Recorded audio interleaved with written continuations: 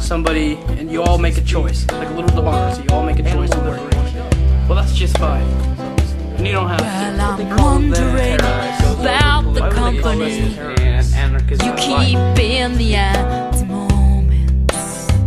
Seeing you sit down with angels and with devils.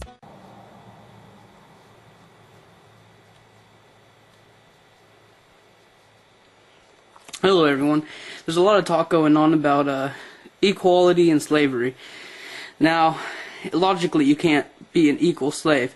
If you're a slave, you would have to be treated with the same equality that your slave owner is being treated with. But if you're being really treated with the same equality that your slave owner is being treated with, you wouldn't really have to be a slave.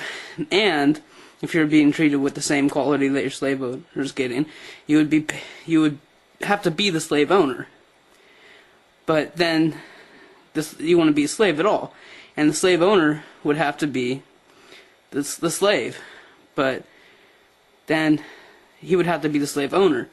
If there was equality in the relationship between the slave owner and the slave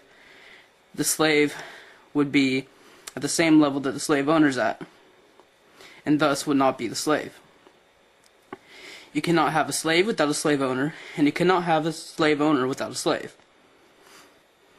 The fact is, saying that there's equality in slavery is the most contradicted argument that I've ever heard.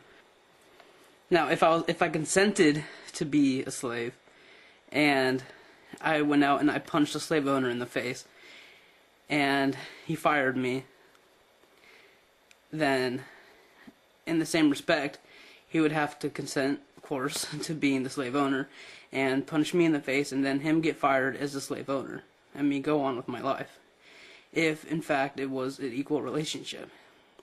But that won't happen, okay?